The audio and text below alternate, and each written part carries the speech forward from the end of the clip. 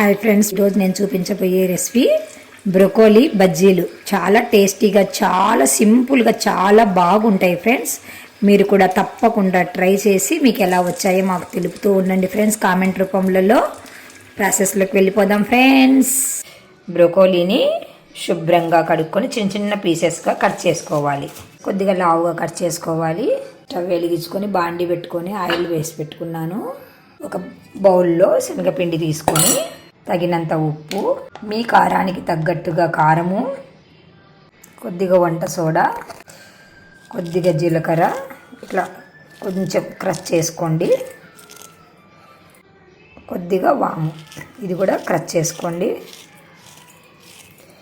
అన్నీ వేసి ఒక మారు ఇలా కలుపుకొని నీళ్ళు వేసుకొని బజ్జీల పిండిలాగా కలుపుకోవాలి. ఇలా ఈ మోతాదులో పిండిని కలుపుకోవాలి. కలిపి ఇప్పుడు బ్రొకోలీని ఆయిల్ కాగాక ఈ పిండిలో ఇలా ముంచేసి కాగుతున్న ఆయిల్లో వేసేయాలి. అంతే ఫ్రెండ్స్, చాలా సింపుల్గా, చాలా ఈజీగా బ్రొకోలీ బజ్జీలను తయారు చేసుకోవచ్చు. ఇలా చలికాలంలో ఇట్లా వేడివేడిగా బజ్జీలు చేసుకొని తింటే పిల్లలకు పెద్దలకు అందరికీ ఇష్టమే ఫ్రెండ్స్. నాకైతే బజ్జీలు చాలా చాలా ఇష్టం అండి. చాలా బాగా తింటాను నేను.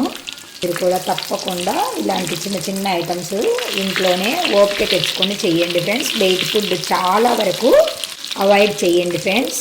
బజ్జీలు కాల్చుకున్న తర్వాత తీసుకొని ఇంకా సర్వ్ చేసుకోవడమే ఫ్రెండ్స్. మనము ఉప్పు, కారము, జీలకర్ర అన్నీ వేసాం కాబట్టి చాలా టేస్టీగా ఉంటాయి. ఏమీ దీనికి పక్కన అద్దుకోవాల్సిన అవసరం లేదు. టమాటా కెచప్ కానీ అలాంటివి కూడా ఏమీ అవసరం లేదు ఫ్రెండ్స్. చాలా టేస్టీగా ఉంటాయి, చాలా బాగుంటాయి. మీరు కూడా తప్పకుండా ట్రై చేసి మీకు ఎలా వచ్చాయో మాకు కామెంట్ రూపంలో తెలియచేస్తూ ఉండండి ఫ్రెండ్స్. అంతే అండి, ఇంకా తీసేసుకొని మనము సర్వ్ చేసుకోవడమే ఫ్రెండ్స్.